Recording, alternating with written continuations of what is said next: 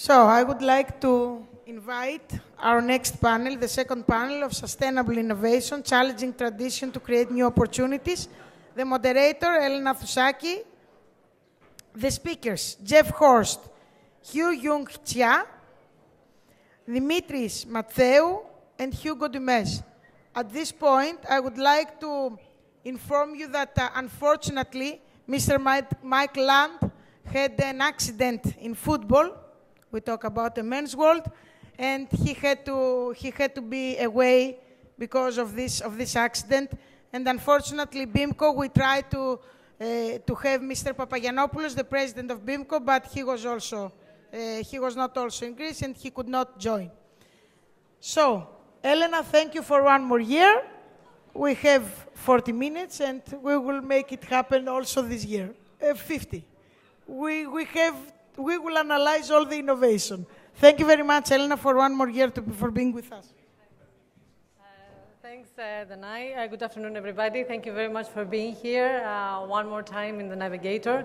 Thank you for the family of Bezentakos. They have organized one more time a very nice, interesting event in a really nice, a legendary ship like the Hellas Liberty. So I'm really proud to be here. Today's technical session is going to be about sustainable innovation, and this is something that really actually is the talk of the maritime industry. Everybody talks about innovation, automation, data analytics, blockchain. So I'm really happy that we're going to have a really nice and distinguished guest and panelists that they have put a lot of ambitions into the sustainable innovation for their companies. Before we're going to start the panel, I'm going to invite, first of all, and before I start the presentation that you can actually see in a few minutes, I'm going to invite Mr. Mattheou. Mr. Mattheou is the CEO and the Managing Director of ARCADIA SHIPMANAGEMENT, but also more important is the Chairman of the Green Awards. What you're going to hear from Mr. Mattheou is something very encouraging with regards to the green shipping, and I encourage all the vessels to be part of this initiative, which goes beyond regulation. That's very important for the sustainable operations of maritime industry. So, Dimitri, may I welcome you in the panel?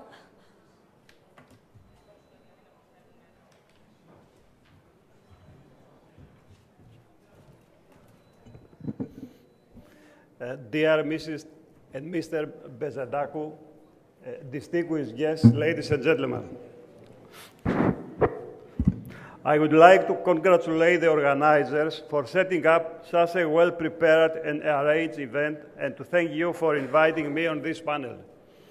It is a great pleasure to be here today and be able to speak to all of you about challenges and achievements of the shipping industry. This session is dedicated to sustainable innovation and challenging tradition to create new opportunities. Speaking about challenges, who is not facing them now and who is not looking for efficient and economically sustainable solutions? But markets that have only recently started recovering, high level of competition, the push to cut costs and yet maintain safety and quality levels in order to minimize risks.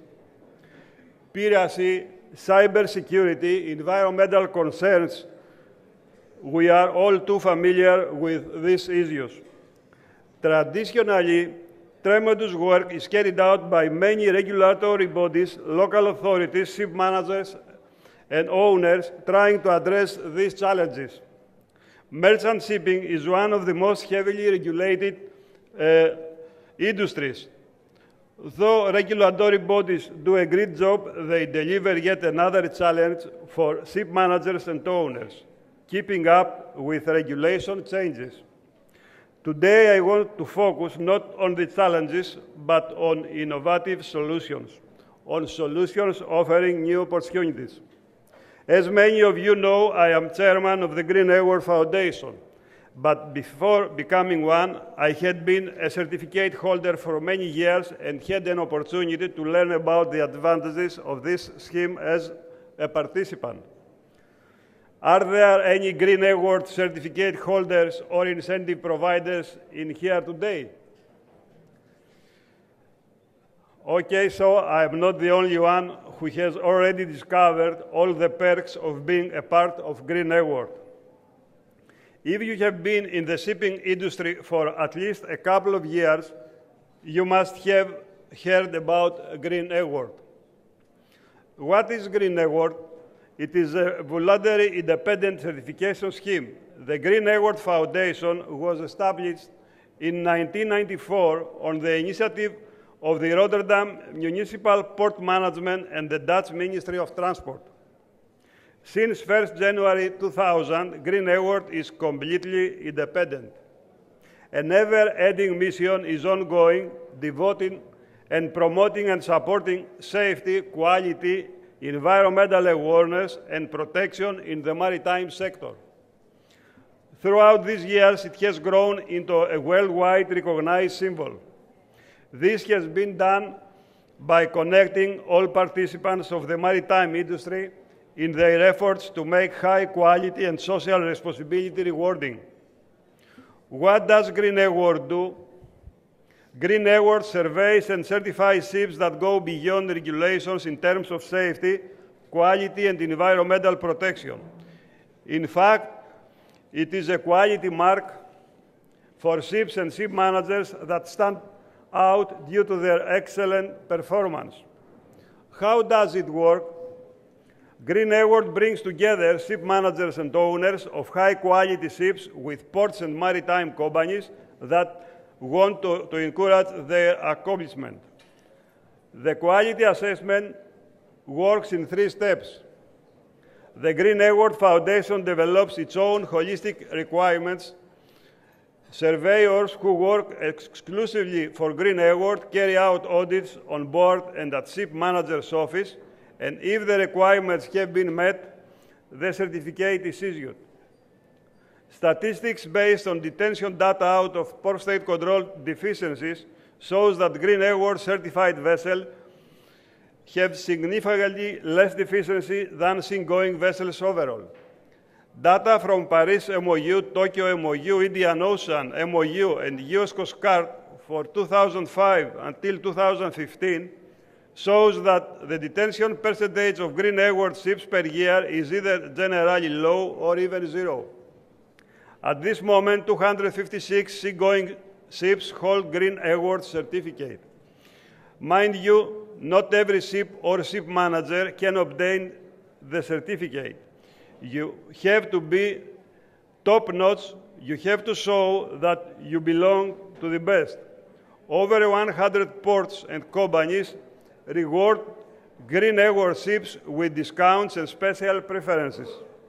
Green Awarders spread all around the globe, from Canada to Japan and from South Africa to Norway.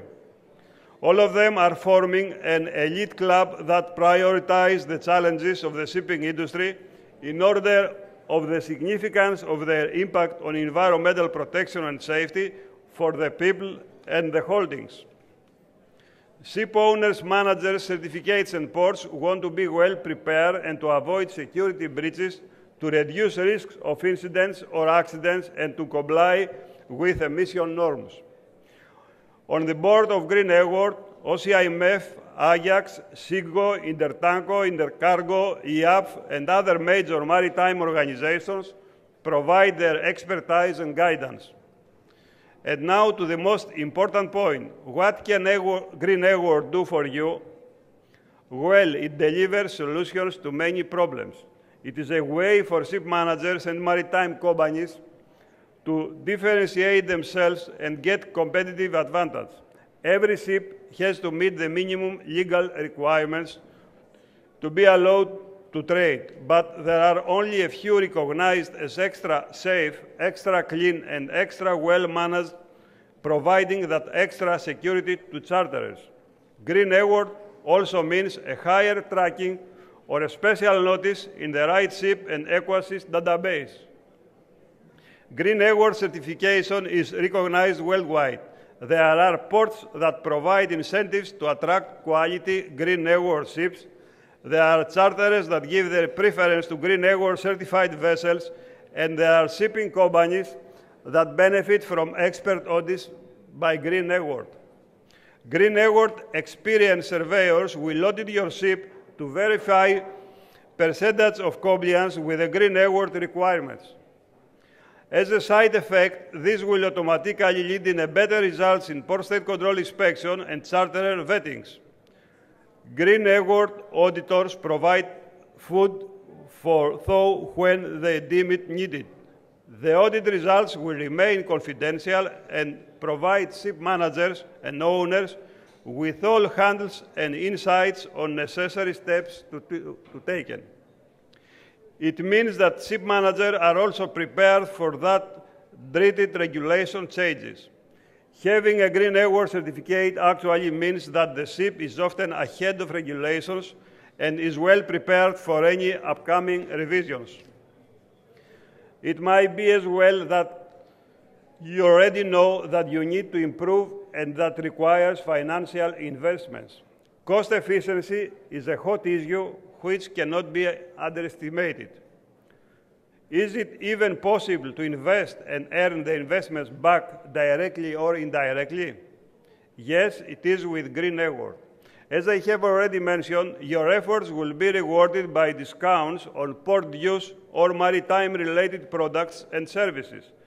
Amongst Green Award incentive providers, there are classification societies, equipment suppliers, training facilities, and agents. Plenty to choose from. For ports and commercial companies, participation in the Green Award scheme means steering improvement in the right direction to address all needs and realizing social responsibility goals which add to their green sustainable image. Maritime companies get new customers and promotional opportunities. Though there are clearly economic advantages for participants, Green Award is not about financial benefits. The priority is to encourage improvement and mitigate environmental impact while increasing the safety of operations. Human lives, existence of other species, and of the world ocean cannot be measured by any economic losses. At the end, all stakeholders of the maritime industry work together on a safer, greener, more sustainable future through the Green Award scheme. Ladies and gentlemen, the most important is to remember where there are challenges, there are opportunities. If you like, the Green Award team will be most happy to assist you and provide you with a cost estimate. Thank you very much.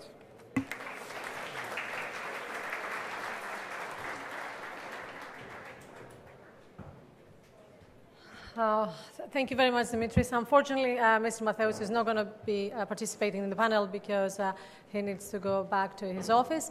However, I definitely encourage you to be part of this initiative because by being part of the Green Awards, you just become a sustainable vessel, which is a really good idea. Now, as I said before, I'm going to run a short presentation which I think that's quite relevant for this technical panel because we just only have 3 panelists here.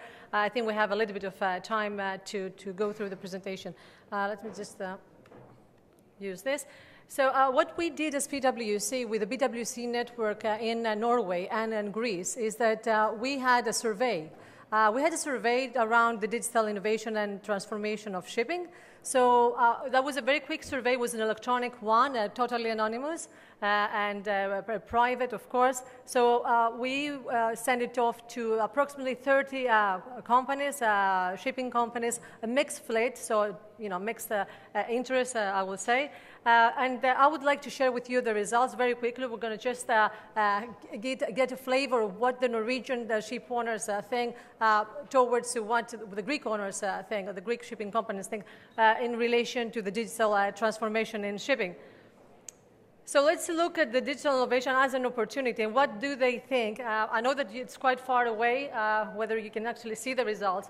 But on the light red, I would say is the Norway answers, and the dark bars are the Greek answers. So what we can actually see here is, first of all, that both countries are completely aligned with the smart shipping, and that is going to be, let's say, the future in shipping. What is interesting to see in this slide, I'm not going to go through because you can actually read it, is that whether that the ships are going to be controlled by the land, from the land in the foreseeable future. What we see here is that the Greek people are even more optimistic than the Norwegian ones. So there are some highlights on this side. But definitely, I think both decision makers here are very aligned with the smart shipping idea, that this is going to be the future.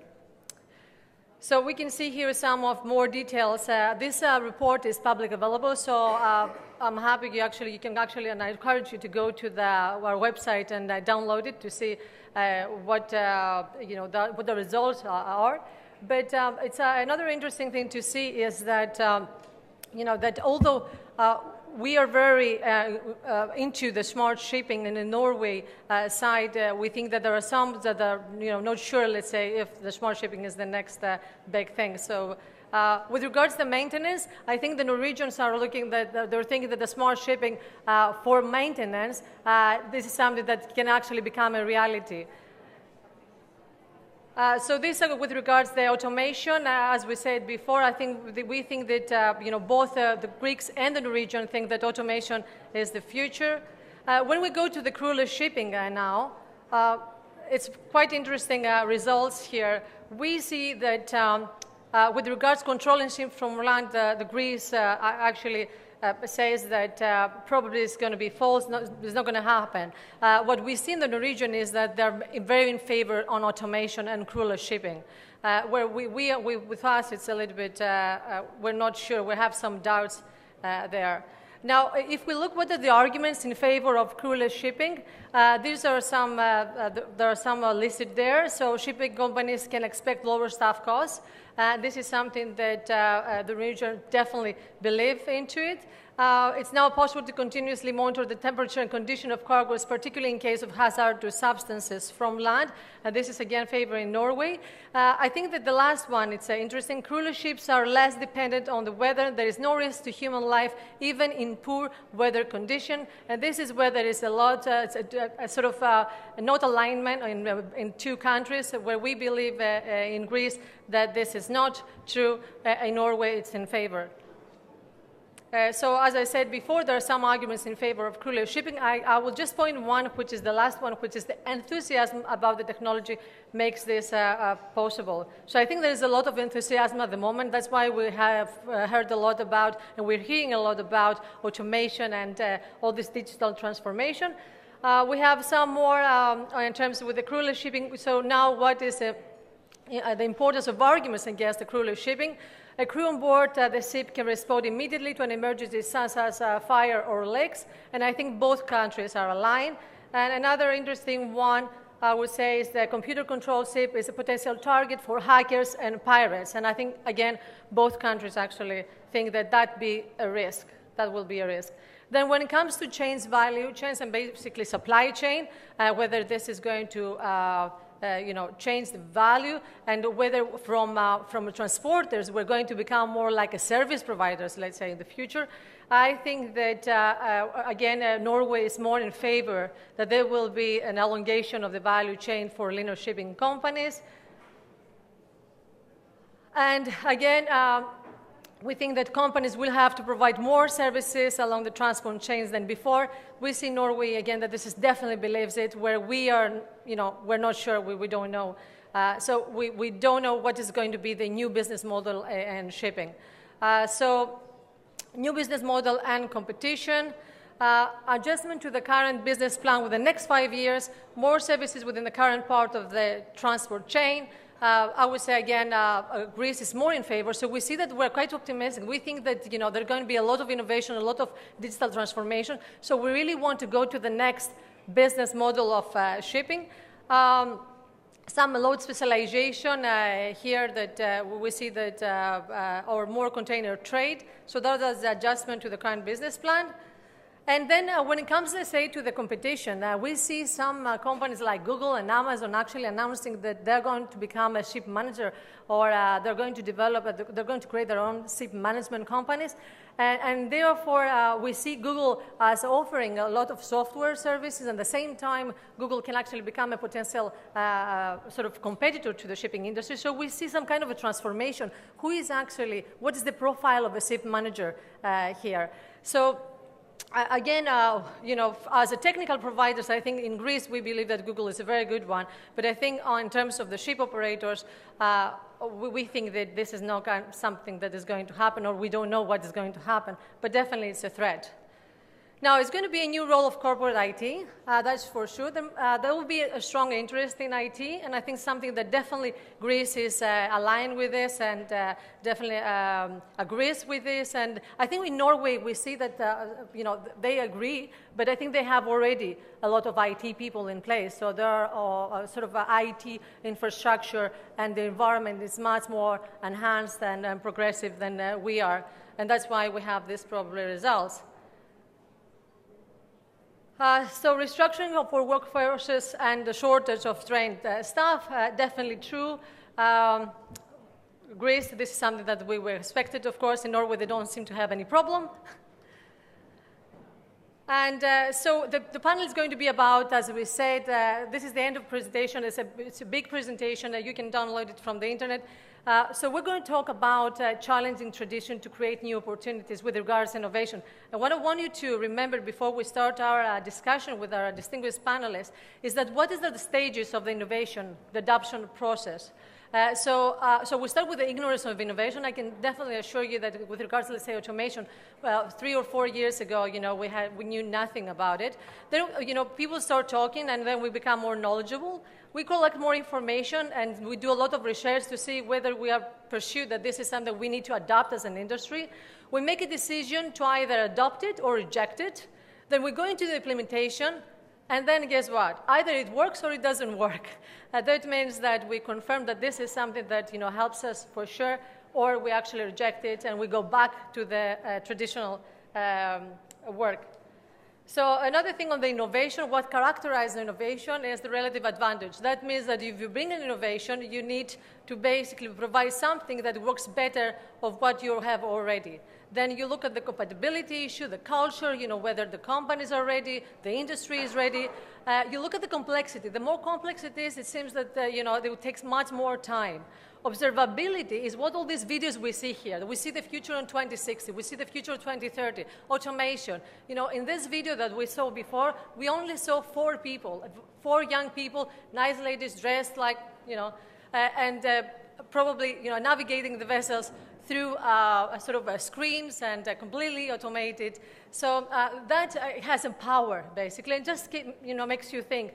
And sometimes you think, oh, if this is going to be the future, let's try everybody to create new products and innovate towards this, this direction. Then, of course, trialability. We create something, we need to trial it, you know, pilot, proof of concept, and this is where we, you know, make a decision whether, you know, it works, whether, you know, we think that's something that it's going to change the way we work. So thank you very much for this. I'm going to very quickly go and talk to the rest of the panelists. Thank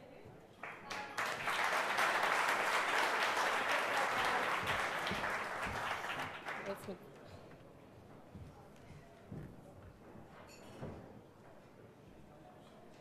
So welcome, the 3 of you. Thank you so much for being here. I'm going to start with a very quickly, of course, with a very, you know, broad and quite boring question about the biggest challenges right now in the maritime industry. However, I'm expecting some really interesting answers with regards to what your company does and how your company is responding, or the port, Hugo in your case, okay, to sort of overcome these challenges. So I'm going to start with Hugo. Port of Rotterdam. Well, thank you. First of all, my gratefulness for being here, being invited here in the Greek community. That's a big honor for us. Second, your question about the challenges. I think there are 2 major challenges for ports and shipping industry, and those are digitization, already mentioned. And the other one will be the energy transition. And to give you an example how Port of Rotterdam is looking at the energy transition. Just go a little bit closer to the microphone. Closer? Yeah. So sorry. Can you understand me? Yeah. The energy transition. The Netherlands have committed themselves to the Paris Agreement. That means that also the ports in the Netherlands have to adapt themselves and do something about carbon capture and storage. If you look at the Port of Rotterdam, it's already been mentioned that 20% of the total CO2 emissions in the Netherlands are generated in our port. So what we have to do is decarbonize our port. Now, we have been looking at ways to do this, and we have made 4 different scenarios for the year 2050, and under 2 of those scenarios it will be possible to decrease the CO2 emissions in the port almost to 0. Now, that looks almost impossible if you have a look at how the port is now functioning, because about 60% of the total cargo coming into our port is fossil fuels, like crude oil, oil products, chemicals, coal. And a lot of that is going to our hinterland, but also a lot of this, those raw materials are being processed by the petrochemical industry in our port. So we are very dependent on fossil fuels. But still, it should be possible to reduce our carbon emissions in such a way that we're almost at 0 emissions in the future. Well, we'll stop here. I'm going to go to Jeff because I found it very challenging, a port that's completely dependent on fuel, on fossil fuel, to be carbon-free. So you're going to tell us later on how you're going to do it, and then I'll give you 2 Liberty ships instead of 1. Okay, Jeff. Thank you very much. Can you hear me? Okay. So just to put the answer into context, FOSS's customers are ship owners, ship operators, and major oil companies. Container ships, bulk ships, everything, we work with all of them, but we consider ourselves in the oil business. And, well, let me rephrase that, energy business. And one of the main challenges that we have is this issue in 2020 with the low sulfur fuel for the ships, as we manage the bunker deliveries in California for Chevron.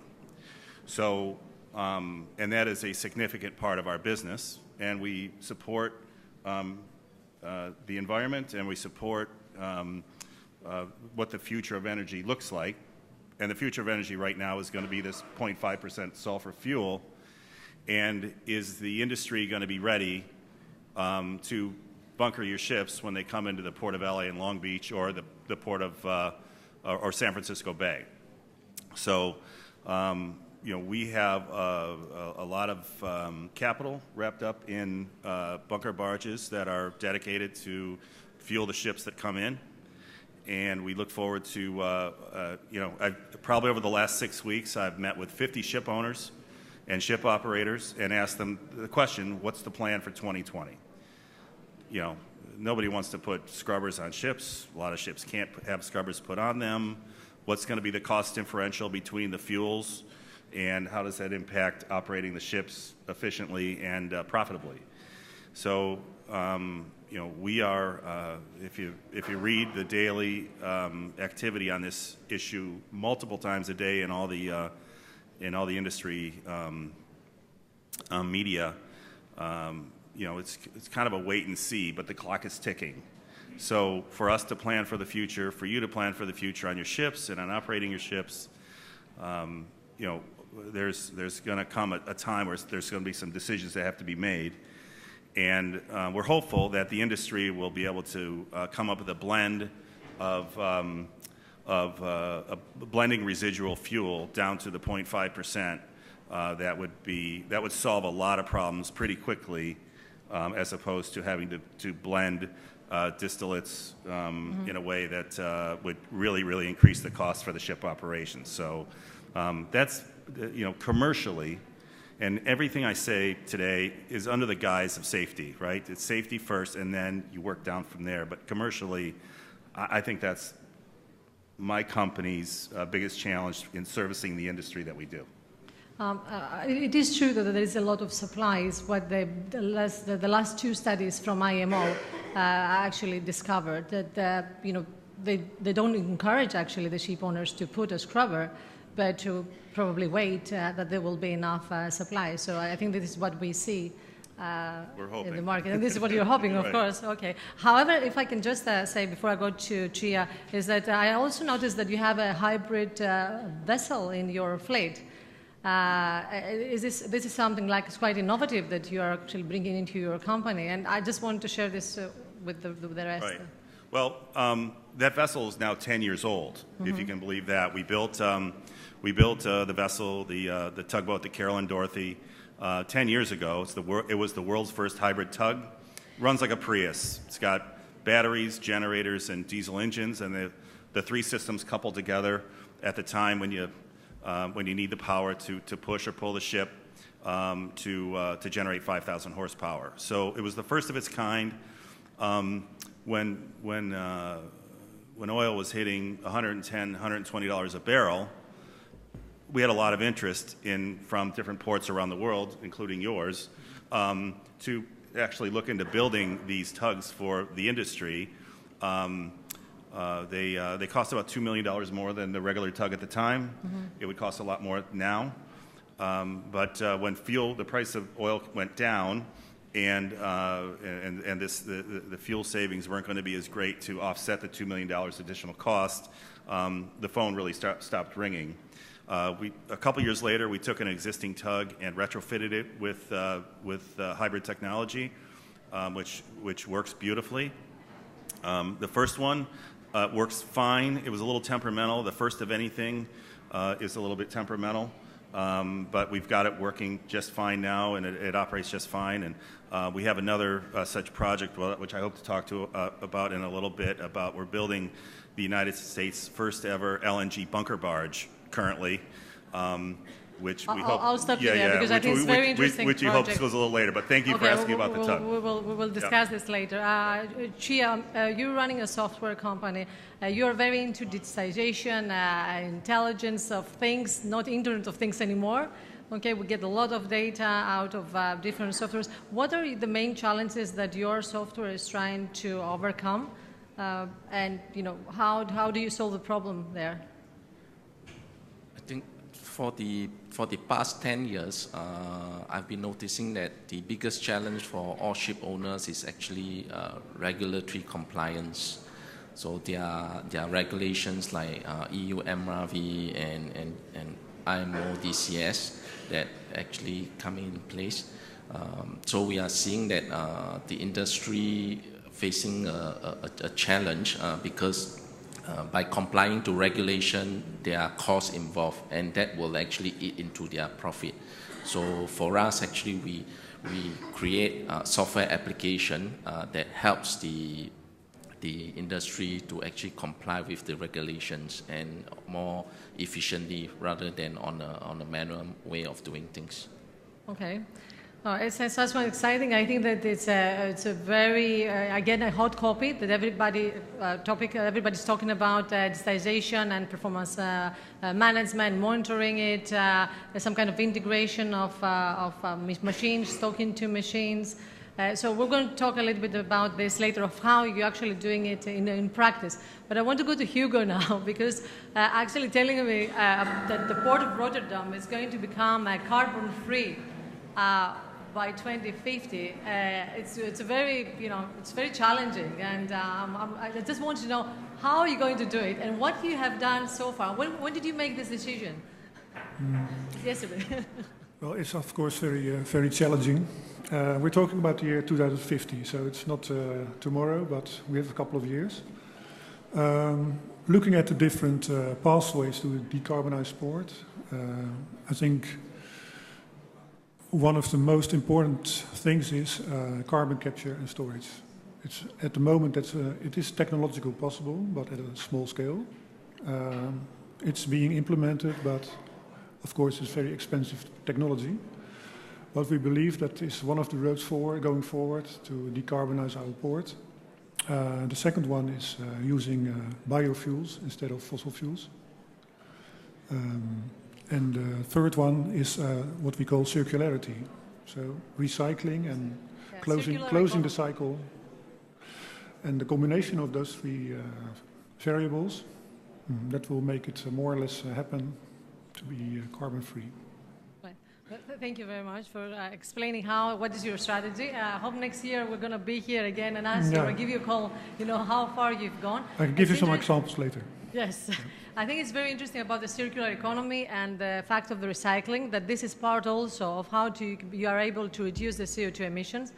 And I think that this is how the port is going to respond to the fact that the European Commission is asking to reduce the CO2 emissions by a certain percentage. And soon in maritime industry, via IMO, we are going to be committed as well to reduce the CO2 emission, regardless of what the EU MRV says or the global MRV as a system exists or not. So in the future, we're going to have a specific percentage for the shipping industry to reduce the CO2 emission.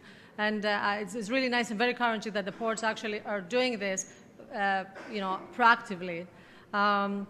So I think that it's very now interesting, Jeff, to tell us a little bit about practically, how you use innovation in order to be able, let's say, to improve the efficiency, or how you actually help companies to do that. And how safe it is, the system that you're about to actually describe. Yeah, so is Olga back there? Olga?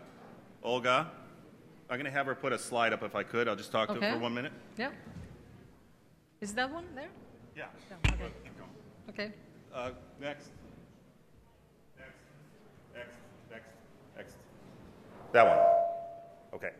So, again, put it in perspective, FOSS Maritime is the tugboat and marine towing division of a very large state of Washington-based company called Saltchuk. And Saltchuk is a $4 billion in annual revenue company that owns a company called Tote. And Tote is a Jones Act, U.S. flag company that runs deep sea ships from Jacksonville, Florida to Puerto Rico, and from Tacoma, Washington to Anchorage, Alaska. So we got two ships in the Jacksonville trade, which are brand new.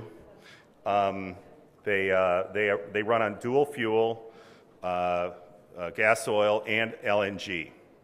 So they were deployed just within the past year, and right now the Marlin-class ships in Jacksonville are fueled with from a truck rack. So 45 trucks a week drive 300 miles with LNG, hook up to that truck rack, and fuel that ship. So I'll get to the barge in a second, but that's how the ship is fueled right now. So we are building this 2,200 cubic meter LNG bunker barge. It's the first one in the United States. And what that'll do, it'll run a short distance in the port of Jacksonville from a regasification plant that we're building, about 1.5 miles over to the ship. And one 2,200 cubic meter LNG bunker barge will fuel 2 of those ships round trip from Jacksonville to Puerto Rico. So that's our parent company is going heavily into the LNG space because those 2 services, Tacoma to Alaska and Jacksonville to Puerto Rico, operate exclusively in the ECA zone. So it makes sense for us to go in the LNG direction.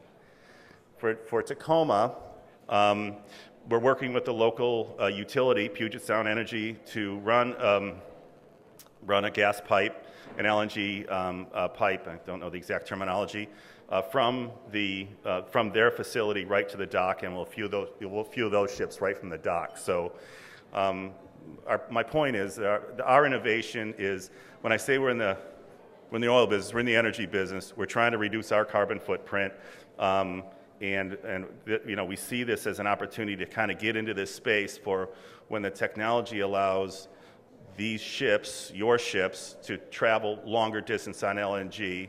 Hopefully we'll have a footprint in place for us to service them and certainly reduce the carbon footprint even more. So anyway, that's what I want to share with you there. Yes. I think it's an interesting project, and definitely is going to play a role with regards to reduction of emissions. I'm just going to move to Chia and talk a little bit about digitization, because, of course, it's a software company, and I just want to understand a little bit about, what is your view in terms of digitization and automation, and what type of what we can make out of this big data analysis. We see so many companies actually offering software, and we monitor this, we report this, we analyze this. I mean, companies don't have time to actually do it, but we'll discuss it later about what kind of skills we need to have in the shipping companies in order to be able to do this type of analytics. But what is your view? Where do the things going? I think for my view on digitalization is that it's a three-phase process that we need to have data collection. Data is important. Once you have data collected, then of course you will look at the data. The next phase is actually visualization. You look at the data, and of course the final phase is your predictive analytics, which means that proactively it will be actually predict what will happen based on your current condition and forecast. My experience now, the marine industry are pretty much on the data collection stage, and we have actually spent a lot of time to make sure that the data collected from the vessel is being accurately sent back and on a consistent manner. I need to challenge you there. I mean, are they the right people in the company to actually review this data, analyze the data, and make really important decisions like we see in every single other industry? I mean, are we in this stage? What is the perception of the companies? What do you see when we are still on a very early days of data analytics. I think first of all, the industry has not been really spending effort to actually collect data. My view is that you need a good quality of data to be collected, and you have to actually look at the data and analyze on the set of data that you have. Yeah. Hugo, I'm going to go afterwards to one of you, which I know, because we have a shortage of panelists, so I will try to find someone from the audience to participate in this conversation. But I'm just going to go and ask Hugo how much digitization actually involves within the port. How much digitization involves within ports operations at the moment in port of Rotterdam? Well, sure, of course. I mentioned the other challenge was digitalization. So this is a very important thing that's now developing in the port. It is perhaps I'm not the right person to talk about such innovations because I'm already working for 30 years at the Port Authority. Okay. But if I look at my new colleagues, they're all data analysts and they come from the gaming industry, and so they're typical, very different persons and who are already working with data analytics. A few examples, for instance, there are a lot of sensors now throughout the port in the quay walls and in the infrastructure to keep constant real-time information on maintenance and repairs. So that's just one example. Also, you see autonomous cranes in the port. And one I thought it was a funny example of what is the result of those autonomous cranes. Vessels, yeah. Is that you have no crane operator in the crane itself, but there is a crane operator. He's in an office somewhere using a joystick. And I heard from the manager of the APM terminal, the automated container terminal in Port of Rotterdam, that they were looking for personnel to operate those joysticks. And they thought we need gamers, people already working with joysticks. But they didn't want to do this kind of job. What you need is people who are very strict and can all repetitive, constantly do the same action, because it's very boring. So gamers were not interested. They had to look at other types of people. Yes. Well, I think it's very interesting that actually the port is actually looking for joystick employees or sort of workers. And I think that is an example of, if they're looking at it now, that means that they actually believe it. It's what we said before, that we are in states that when we see something, we actually started adopting it within our own company. I'm going to go and ask one of the veterans, actually, because I see him here, Mr. Hursoglou Achillea. Okay, Achilles has been for many, many years IT manager in Springfield. And therefore, because you're the old, let's say, generation, but at the same time you had, during your years in this industry, to experience some kind of the transformation. Okay, I would like, if you don't mind, I know that you didn't expect that, but if you don't mind, I would like you to share your opinion or your view with what is called digital transformation in shipping. So how this is you think is going to happen? What are the threats that we may actually see? That would be very interesting to see. And whether, since you were in a shipping company, whether the shipping companies do have the skills in order to support this transformational wave that is coming. Yoong, can we have a microphone? A microphone?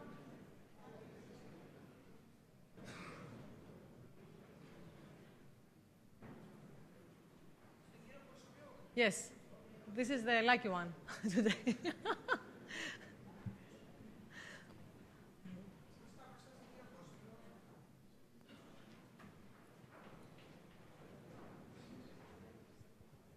Thank you for the question, Helena. So we can say that shipping industry were very, very low in the digitalization. 10 years ago, or 15 years ago, started the real digitalization to the ships. At the beginning of 2000, for example, the majority of the vessels, they have not even an email. Now, the shipping industry is attempting to be at the same level as the rest of the industry. The digitalization is part of the job.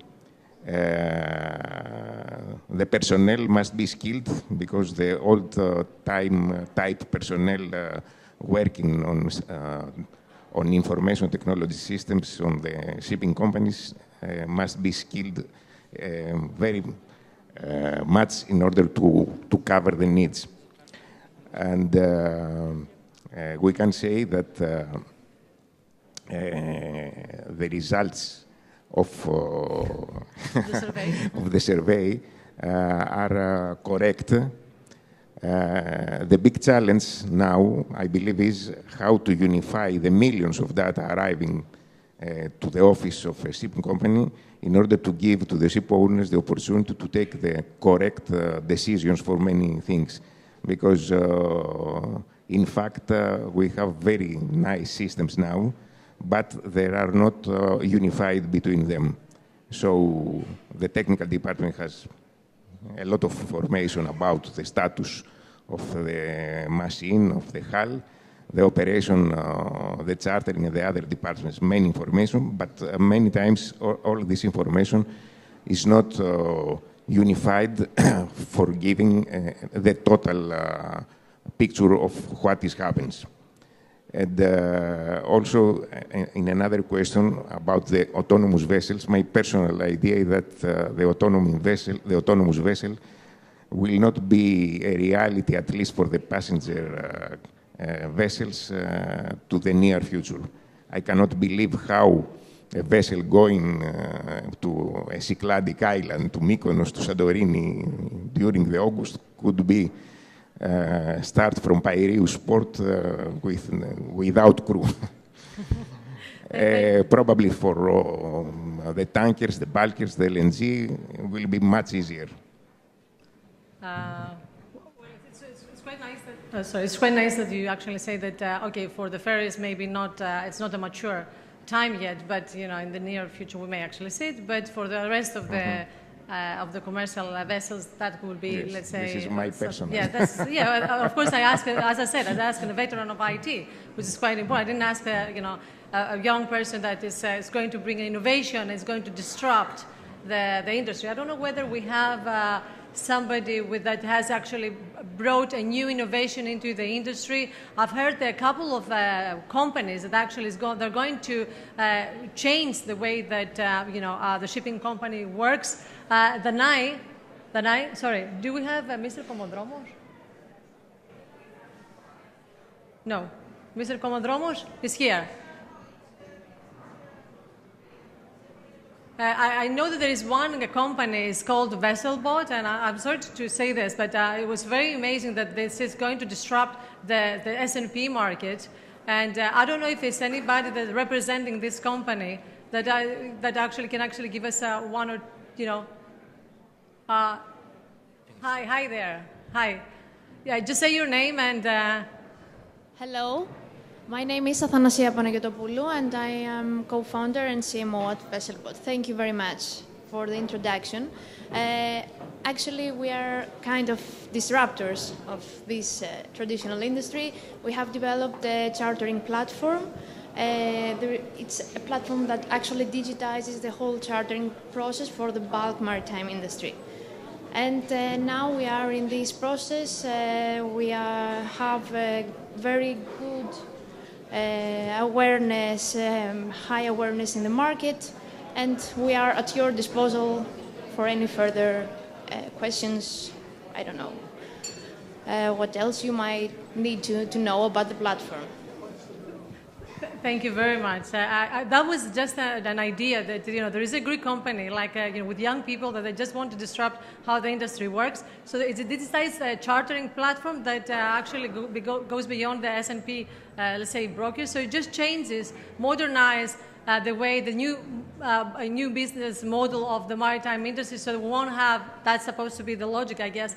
We won't have, let's say, no S&P, sorry, the chartering brokers. We won't have chartering brokers. Anyway, we can actually use this type of software platform that you can, do the chartering without having to give, let's say, type of a commission or whatever. So that's something that is going to disrupt the industry and exists. And I'm pretty sure this is not the only one, that we're going to see others more. I'm going to go to Hugo. Why? Because I know that Port of Rotterdam is actually is doing and encouraging a lot for innovation. So I know that if you just spend some time telling us how much innovative is this port, because I'm really impressed with what I have read on the internet, what I've heard, and also how they use this innovation on their benefit. Well, innovation, of course, very important. How we're trying to innovate our port is, we can do it ourselves as a port authority, and we do this working together with knowledge institutes and universities and the like. We call that a smart port initiative.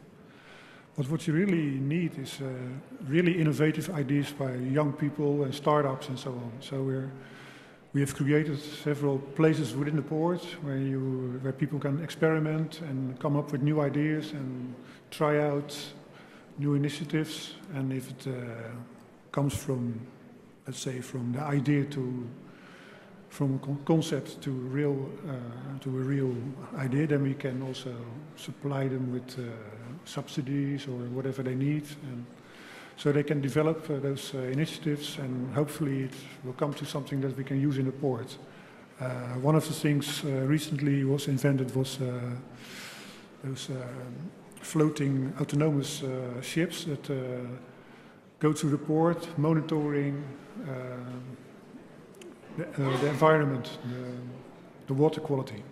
The water quality. Yeah. And that was one of the things that was developed in a project that we call Game Changers, where small groups of people with bright ideas work together and develop new initiatives.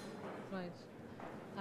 Well done about this initiative. I mean, you just told us basically that you have in your port the first autonomous vessels, basically, which is it's quite interesting. Small, very small. Small ones, yeah, so we start with something small, and then that becomes huge. And we have so many examples from other industries, not in maritime industry, that actually disrupt everything. I mean, we see Uber, Airbnb. I mean, we've seen so many disruptive technologies and ideas that takes 2 or 3 years to change the mindset.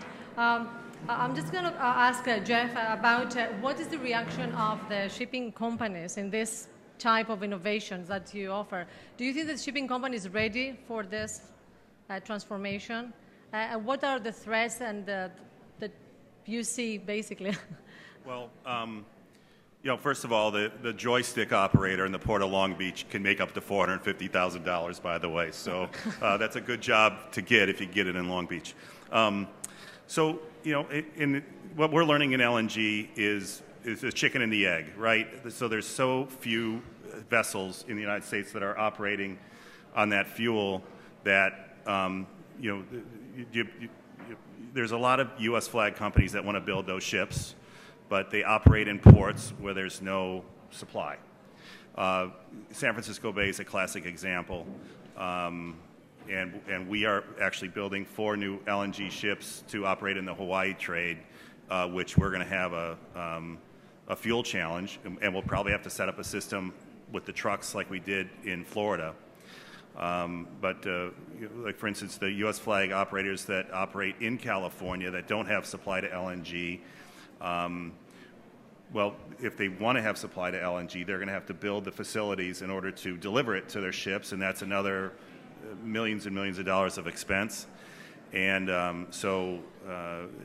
know, our company's fortunately, we have 2 footprints that allows our company to establish supply to fuel our ships that hopefully can spread out from there. What we're going to do in California right now, I don't know, but if we did it, the other companies that are going to have dual fuel operating ships like we do, you know, they will come. But somebody has to make that investment, and it looks like our company is going to.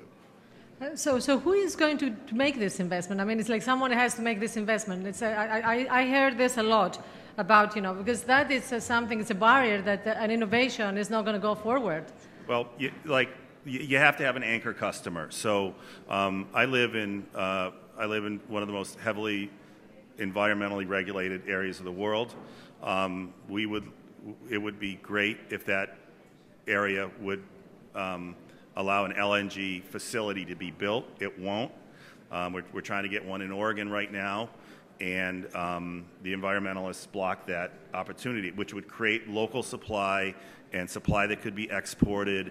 But the people of Oregon are afraid of pipelines, and they think they hear LNG and it's going to explode, and so they politically block that opportunity. So you have to really create partnerships, and you have to have an anchor customer, and I know that's what that LNG facility wants to do, and have an anchor customer in Japan that have with a 20-year contract, and then you build a facility.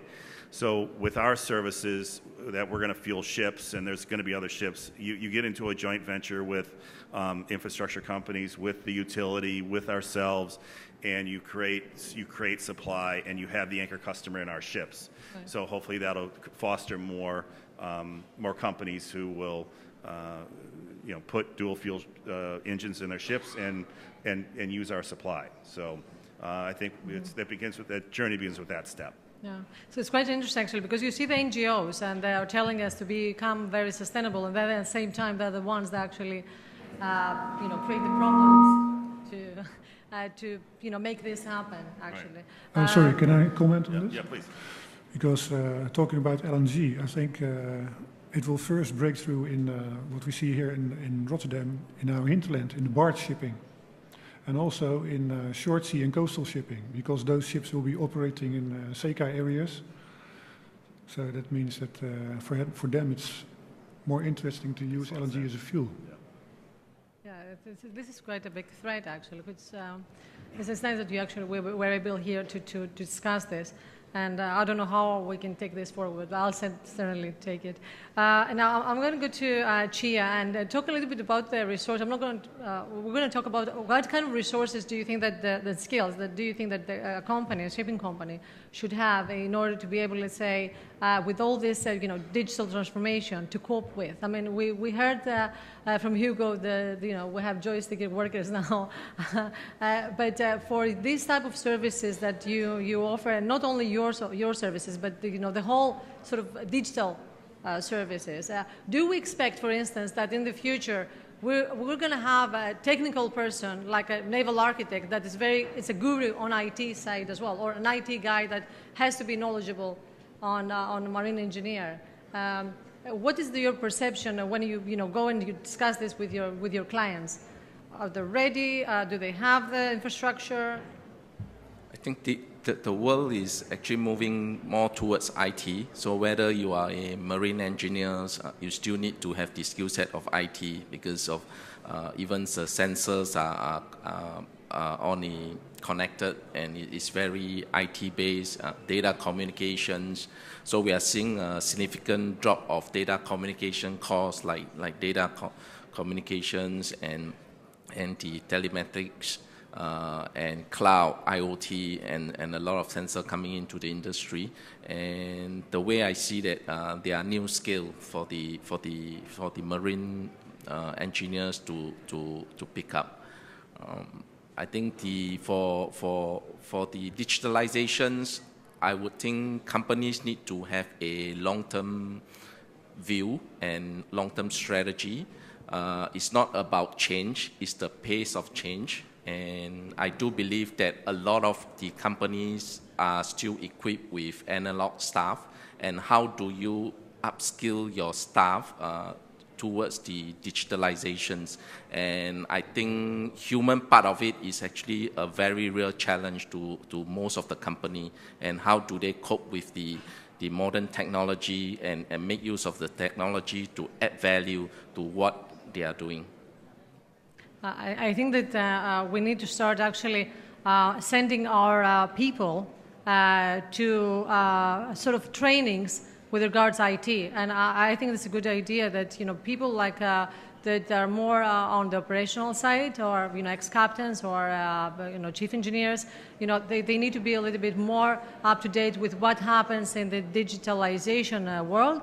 And I think that will be definitely an asset, and it's going to be more easier, let's say, for the company to create a strategy and to be able, let's say, to discuss in a kind of the same language with the companies, innovative companies, that they come to solve important problems within the maritime industry. And with this, I'm going to finish the session because I can see, of course, Danai. That's why a big applause for the panel. And after I think 6 years of organizing the panel together, you are understanding when I'm going on the podium without seeing me. Thank you very, very much, all of you, for coming from USA, from Singapore, from Rotterdam, to join this panel. We hope you enjoyed also. With FOSS Maritime, we cooperate for many years, and we thank you, Jeff, for being here with us. ASCENZ has been a very good supporter and sponsor. And Hugo, thank you very much for the Port of Rotterdam, which is a very important port and can guide us in many good projects. Thank you very much all for being here. So, now you will allow me to, we're finishing, 10-15 minutes max. We will see who will win, who will travel where. And we must thank also our sponsors. So you are giving us 15 minutes, and then we will go for the lunch break. First of all, thank you all very much for being with us all this day. Thank you very, very much. So many hours. It's not easy to organize such an event, and it takes many hours. The team, you will meet all the team, because of course, I'm not alone and not all in the family. We have a great team. But at this point, I would like to say something. We must not forget from where we started. Nobody of us. And we have great friends that unfortunately we lost this year, but they used to be with us in every Navigator Forum, almost, and they guided us all these years. And unfortunately, this year we lost them. But they are here with us. And this is Bobby Stradas of Centrofin, Jill Whittaker of Trade Winds, and Captain Dimitrios Kastelis, please. They have all been great friends to us. Jill has given me the idea of Yes Forum, of the young people. Babis or Babikos has been always saying, you are crazy, but You must do it. We need the shipping to be together. Captain Dimitrios was always sending us a big bunch of flowers to start our forum. So I think that it's good to remember all of them, or also the ones that they are retired from their positions, because we would not be who we are if we were not having such great people in the shipping. So these are some photos and good memories. We keep the good memories, and we hope that we also, the next generation, we will be like them and much better. So let's go now to good things. Captain Vangelis Kousilos, please come here to tell you. Liberty. When we thought of organizing Navigator Forum in Liberty, many people said to us, but can it, how can I say, host so many people? We said, okay, it may not be able to host so many people as we saw today, but we must come back to our port. We must come back to Piraeus. We must honor liberty. And Captain Vangelis, who I wanted to tell you that he was the first guest speaker of Navigator Forum in 2001 as president of the Master and Mates Union. And today, he's hosting us here, and thank you very much. We think that, you know, we did it a very, let's say, not cozy, I mean a very warm event. Your vessel is very warm, our vessel, Liberty. Many people had photos from Liberty, and they went around because the weather was great.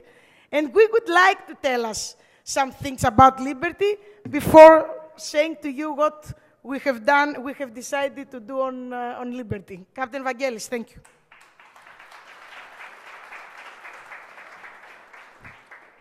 Ευχαριστώ, Δανάη.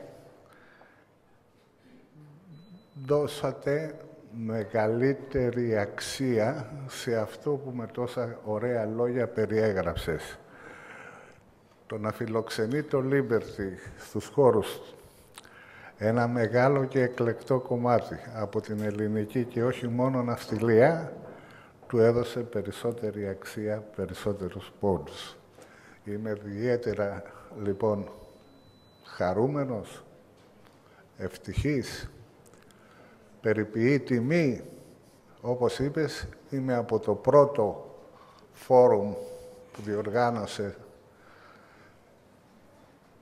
το Navigator. Σχεδόν δεν θυμάμαι να έχω λείψει ποτέ από όλα τα άλλα και αυτή η τιμή ανήκει και στον όμιλο που λειτουργεί, εν πάση περιπτώσει, το Liberty, στους ανθρώπους του, αλλά και σε αυτούς που με κόπο, με ιδέα, βεβαίως και με αρκετά χρήματα, με προτεργάτη το να είμαι στο Καταβασίλη, που φέραμε το Liberty. Έτσι, λοιπόν, μπορούμε και με αυτή την εκδήλωση και σίγουρα και με άλλες που θα ακολουθήσουν, μπορούμε να πούμε ότι η ελληνική ναυτιλία αρχίζει σιγά-σιγά να έρχεται στο home port, στον Πειραιά. Σας ευχαριστούμε ιδιαίτερα για αυτό. Αποτελεί ένα θεμέλιο λίθο για να συνεχίσει η ναυτιλία των Ελλήνων να είναι εκεί που είναι, δηλαδή στην πρώτη θέση, και να μην ξεχνάμε ότι η ναυτιλία είναι η μόνη εξωστρεφής δραστηριότητα των Ελλήνων, για την οποία η Ελλάδα είναι παγκοσμίως γνωστή και βεβαίως σεβαστή. Σας ευχαριστώ που ήρθατε και σας καλώ όλους να γραφτείτε, να γίνετε κι εσείς μέλη στον όμιλο φίλων Liberty, να το κρατήσουμε, να το βελτιώσουμε και όσοι θα κάνουν αυτή τη δουλειά θα μπορούν με υπερηφάνεια να λένε ότι ήμουνα κι εγώ ένας από αυτούς που με κάποιο τρόπο βοήθησα στη συντήρηση και στη διατήρηση του Liberty. Και πάλι σας ευχαριστώ και πολλά συγχαρητήρια για την τόσο ωραία εκδήλωσή σας. Ευχαριστώ. Αυτό είναι Αυτό είναι φυσικά το καραβάκι Liberty που πήραν όλοι για να μας θυμάστε, αλλά είναι η Navigator Shipping Consultants φυσικά και είναι φίλος του ομίλου Liberty. Θα ήθελα σε αυτό το σημείο να πω ότι το να είναι φίλος κάποιος με τον όμιλο Liberty, η εταιρεία του είναι στα 1.500 ευρώ ετησίως. Είναι κάποια έξοδα τα οποία χρειάζεται το Liberty για να συνεχίσει να υπάρχει. Εμείς βέβαια και οι χορηγοί μας θέλαμε να δώσουμε και κάτι παραπάνω. Οπότε έχουμε και άλλη μια δώρο επιταγή, έτσι όπως τη λέμε από την Navigator, αλλά και από όλους τους χορηγούς μας, αξίας 1.000 ευρώ, κάτι λίγο παραπάνω να γίνει. Και ό,τι μπορούμε παραπάνω θα προσπαθήσουμε να κάνουμε. Σας ευχαριστούμε πάρα πολύ. Ευχαριστούμε. Τώρα πάμε στους χορηγούς μας λοιπόν, που αν και εκμεταλλευτήκαμε κάποια από τα χρήματα για να δώσουμε στο Liberty, νομίζω δεν θα διαφωνήσουν. Κάποιοι ήδη έχουν λάβει τα δώρα τους σαν ομιλητές, κάποιοι όμως όχι. Θα ήθελα λοιπόν να καλέσω τη Λούση τη Μιλονάκη από τα Marshall για να παραλάβει το Γιάννη τον Ξενακούδη και τους δύο για να παραλάβουν το δώρο. Τα Marshall μας στηρίζουν πάρα πολλά χρόνια. Σας ευχαριστούμε πάρα πολύ. Θα ήθελα να καλέσω τον Πάνο τον Κυρνίδη από το Παλάου. Είναι ο Πάνος, κάποιος άλλος?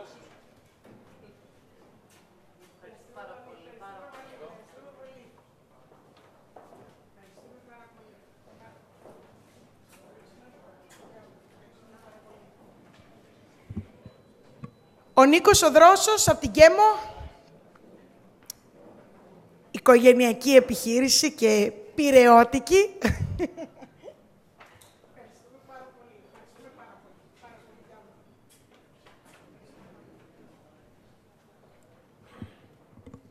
Από την Πυρό Βεριτάς, ο κύριος Ανδρεάδης. Από την Αιτζίαν, ο κύριος Μπατιστάκης.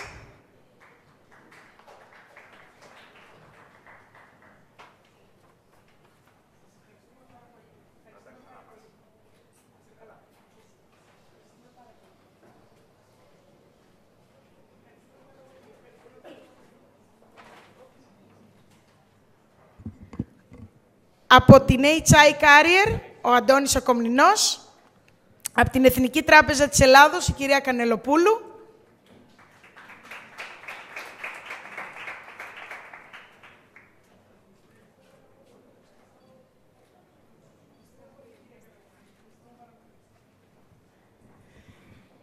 Από το American Club, η Μαρή Βιμπάνου. Από τη Μαζάρ, ο Κώστας ο Μακρύς.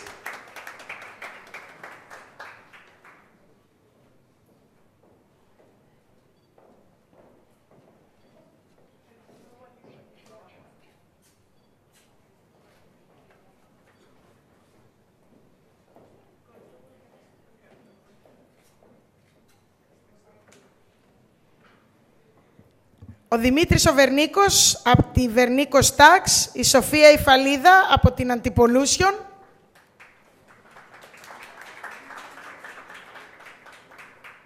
η Δέσποινα η Θεοδοσίου από την Τοτοτεό και η κυρία Κιζέλ από την Κατάρ.